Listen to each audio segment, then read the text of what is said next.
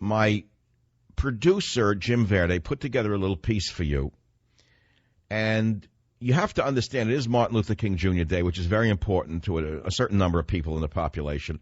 I have long felt it should be named Ethnic Day rather than Martin Luther King Jr. Day because we're told that it just doesn't stand for African Americans. It stands for all ethnic people. Well, if it stands for all ethnic people, why not call it Ethnic Day? Wouldn't that make sense? I mean, there are other ethnicities in America other than Caucasian and African American. So why not call it Ethnic Day? Does that make sense, or is that offensive? Is that offensive to you? Now, I was one of the living people in media who actually heard Martin Luther King Jr. speak live. I was a very young school teacher in Manhattan, and he was speaking outside the UN in the street. I was very moved by his voice, number one. I mean, look, I was young. I don't know, 20 years old, 21. And when I heard him give that speech out there, my body vibrated. I wouldn't say I reacted the way Chris Matthews did to Barack Obama's speech, but I did feel a vibration from his great rhetorical skills and his tremendously powerful voice, and I was moved by it. And I don't have to give you my bona fides. When I went to Memphis last year, when the plane I was on had to do a forced landing, and I spent hours in Memphis, and we took a tour of a number of things, including the best ribs on Beale Street, as much beer as I could possibly swill in an hour. And then I said to the driver, where should I go? He said, oh, you have to see Martin Luther King Jr.'s. I said, yeah. So we went to the Lorraine Motel, it really moved me. And I did an homage to Martin Luther King Jr. Don't ever forget that one, you know. Don't paint me with your left-wing tar brushes. It's only going to leave stains on your own overalls, let me tell you that. It doesn't work anymore. But Martin Luther King Jr. is not Barack Obama. Martin Luther King Jr. is not Eric Holder. Martin Luther King Jr. is not, make it clear, Al, the criminal. I won't even finish the last name. The hate coming from the black leadership in America today is something Martin Luther King Jr. would have been revolted by.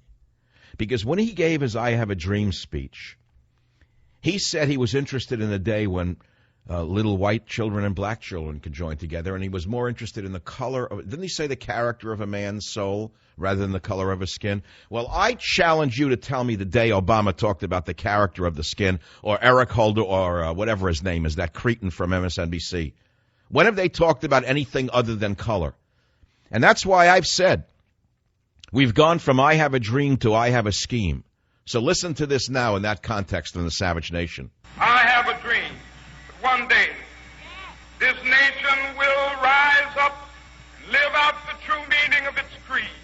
We hold these truths to be self-evident, that all men are created equal. I think cracker is a certain personification of a certain type of person down south, just like redneck. I mean, though this nation has proudly thought of itself as a ethnic melting pot, in things racial, we have always been, and we, I believe, continue to be, in too many ways, essentially a nation of cowards. For the first time in my adult lifetime, I'm really proud of my country. And when you look at what's happened in law enforcement across the country over the last several years, that's not news to African Americans. What's different is simply that some of it's now videotaped.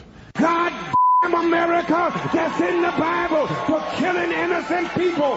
God damn America, for treating our citizens as less than human.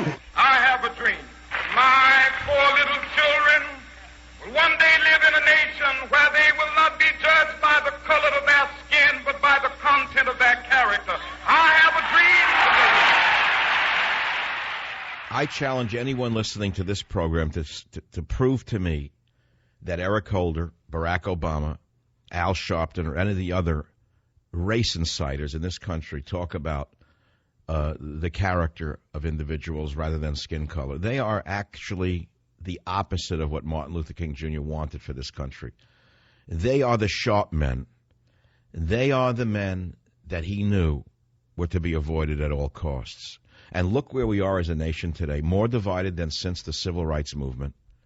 We are in a new Cold War because of Obama's bungling and his hatred for Russia and his desire to appease the socialist European Union.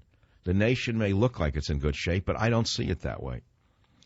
Nevertheless, I thought I would give you a little taste of the back story on the Savage Nation today. It is a day that most Americans are working, except those in government. Of course, they have every opportunity you can imagine to take days off.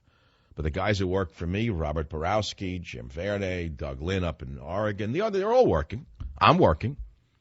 But the government, isn't the government shut down today? The only benefit of the government being shut down today is the pollution from the postal trucks will be diminished and the CO2 levels will not rise. The plants will starve